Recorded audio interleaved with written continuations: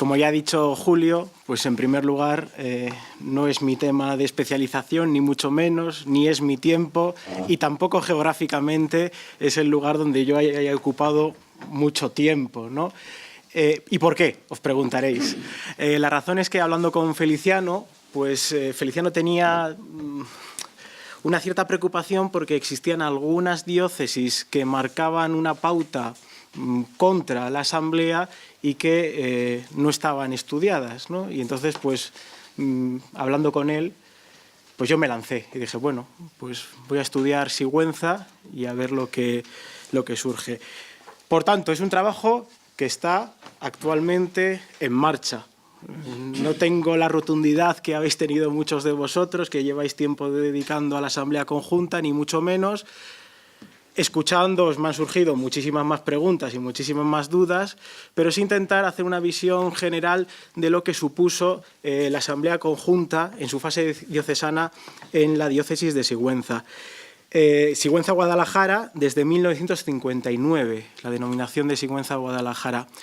Es una diócesis eminentemente rural, pero ya en esta época, en la década de los 60, se está produciendo un proceso de industrialización y cambia un poco el panorama. Hasta el momento había sido el éxodo rural a otros lugares de España y en este momento se está produciendo otra vez éxodo rural, pero ya a Guadalajara y a las zonas industrializadas del corredor de Henares, ¿no? Por tanto, es una diócesis pequeña, es una diócesis eminentemente rural en la que la gran mayoría de párrocos dedican su tiempo al campo, ¿no? Y como veremos, también surgen las mismas consecuencias, soledad, no ocupación, etcétera, etcétera, etcétera, ¿no? Para 1971-72, la diócesis de Sigüenza tiene 282 sacerdotes, más 70 que están en misiones. En el seminario, nos encontramos en el seminario mayor 131 seminaristas y en el menor 225. Desde 1969, el seminario está afiliado a la Facultad de Teología del Norte de Burgos. Gran parte de los formadores habían tenido su recorrido en Comillas o en Salamanca, ¿no? Por algunos datos que tenemos, hay alguno que en aquella época decía que el obispo, Laureano Castán, no tenía mucha idea de lo que estaba cociéndose en el seminario hasta que lo descubrió y entonces puso freno a lo que estaba sucediendo. ¿Por qué? Porque en esta diócesis existía un grupo muy minoritario, no llegaba ni al 10% de los sacerdotes, que se habían organizado en un grupo que llamaban OCA, Organización de Curas Autónomos, en torno a una treintena, que eran... bueno, en algunas fuentes los llaman organización de curas amargados, pero no, era autónomos, era autónomos. Era una agrupación donde estaban pues, todos estos sacerdotes que estaban implicados en el campo con los pobres o en el mundo obrero, ¿no? Laureano Castán lo que hizo fue descabezarlos. La mayoría de ellos terminaron o en Madrid. Pues quizá el más significativo de estos sacerdotes es Julián del Olmo, que después será periodista, Pueblo de Dios, Vida Nueva, etcétera, etcétera, etcétera, y otros se secularizarán. En algunos casos invitados por el propio obispo y otras por deseo propio, ¿no? Por tanto, cuando llega la Asamblea Conjunta, gran parte de este grupo, de esta treintena de sacerdotes, o han sido silenciados, o se han marchado, o se han secularizado, ¿no? Eso también muestra que las voces críticas no se van a notar. No es que no existieran, sino que no se van a notar en este proceso. ¿Por qué? Porque el obispo, ya lo hemos visto en otras diócesis, marcaba, y marcaba mucho. En este caso tenemos el oscense Laureano Castán, que claramente se había puesto contra la Asamblea. Para él, consideraba que era la puerta que se abría a que el clero contestatario, como él lo señalaba, pues pudiese hacer y deshacer lo que quisiera, y él no podía consentirlo.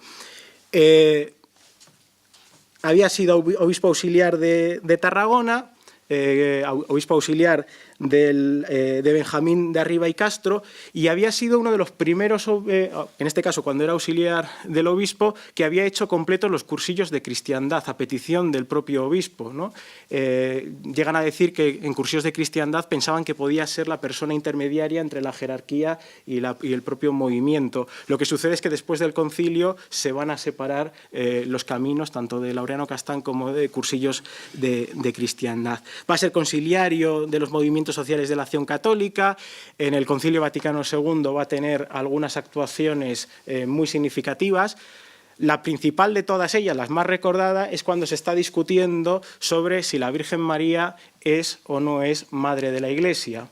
Y en una de esas ponencias, un obispo latinoamericano decía que no, y además pues hizo algunos comentarios que indignaron bastante a Laureano Castán, ¿no? Más o menos vino a decir este obispo: si la Iglesia es madre, es nuestra madre, la Virgen María es la madre de la Iglesia, entonces ¿qué es? ¿Nuestra abuela María? ¿O cómo? Y eso ya indignó muchísimo a Laureano Castán, que llegó a decir en el aula conciliar que el día anterior se habían escuchado irrelevantes bufonadas, y además lo hizo hablando en nombre de todo el episcopado español, cosa que molestó a algunos de los obispos españoles, que aunque compartían lo que él decía, no el estilo, el talante, ¿no? Porque, pues, como hemos escuchado antes, también Laureano Castán tiene fama de no tener cintura en estas situaciones.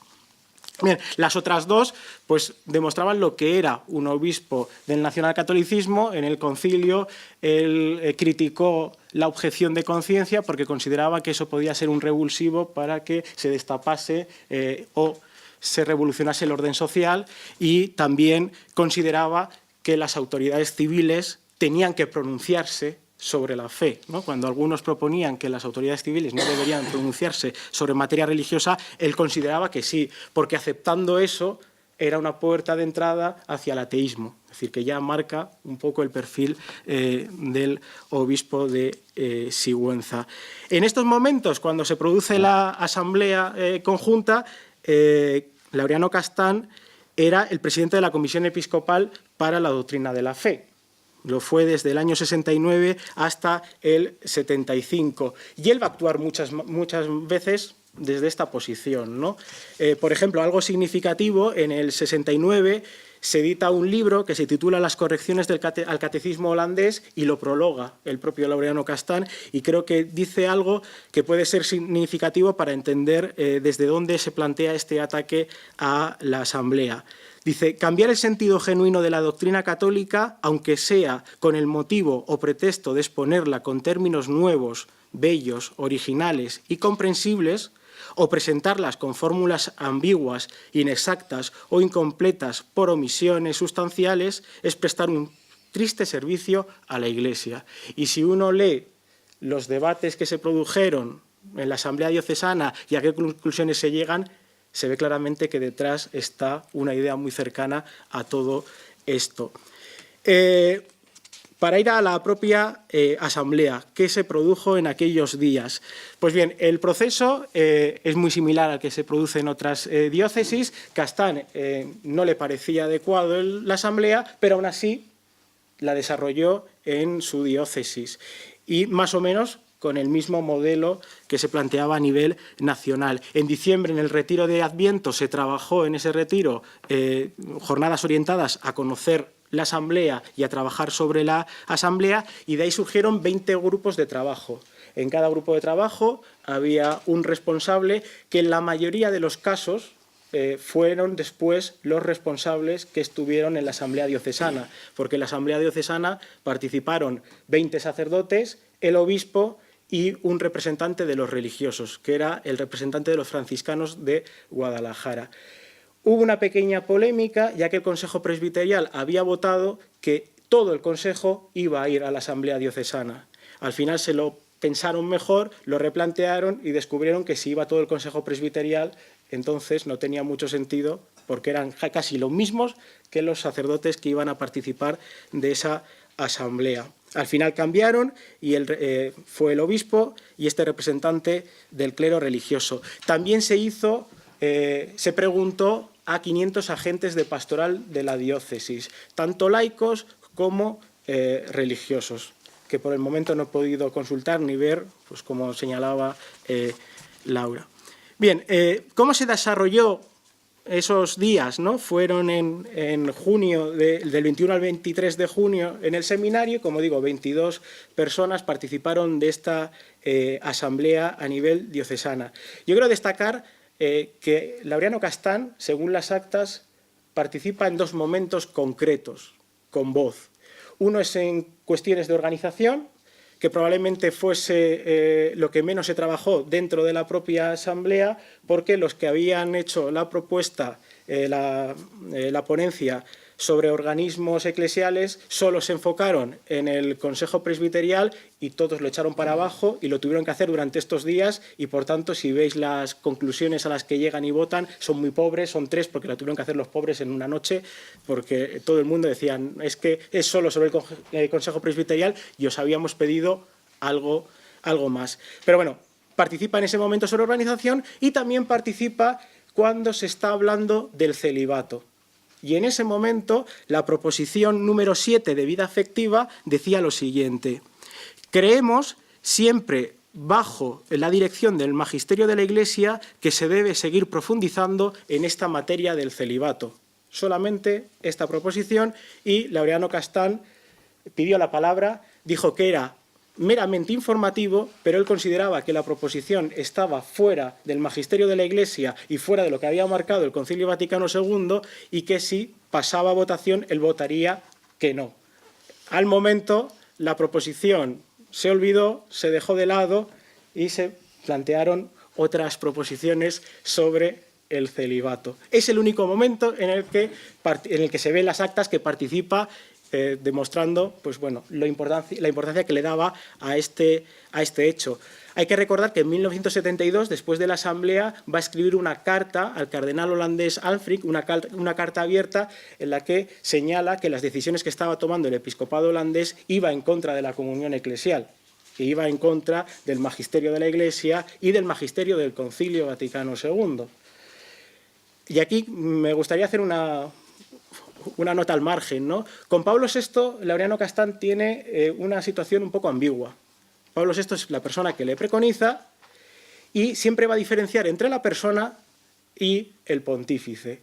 Va a ser muy crítico con la persona, no crítico con el pontífice. Bueno, algunas cuestiones interesantes que surgen de las proposiciones que se votan en la Asamblea Diocesana. Lo que se destaca es muchas de las cosas que ya hemos visto, pero creo que desde una perspectiva mucho más conservadora, teniendo en cuenta lo que ya he dicho antes, ¿no? La parte más contestataria del clero pues había sido apagada, silenciada en cierto sentido, lo que no significa, vuelvo a repetir, que no existiesen esos grupos todavía en la diócesis. Consideran que hay un ambiente general de inseguridad y, por tanto, piden una mayor formación de los sacerdotes. Pero también, y aquí vuelve otra vez la sombra del obispo, consideran que la fe no es una cuestión de teólogos, sino de los obispos, y que cuidado cuando se mezclan los grandes debates teológicos con la vida de los creyentes normales, ¿no? Por decirlo de alguna manera, y en un momento dicen, pedimos como proposición que los debates teológicos solo puedan ser publicitados en revistas especializadas, no en revista que pueda acceder todo cristiano, ¿no?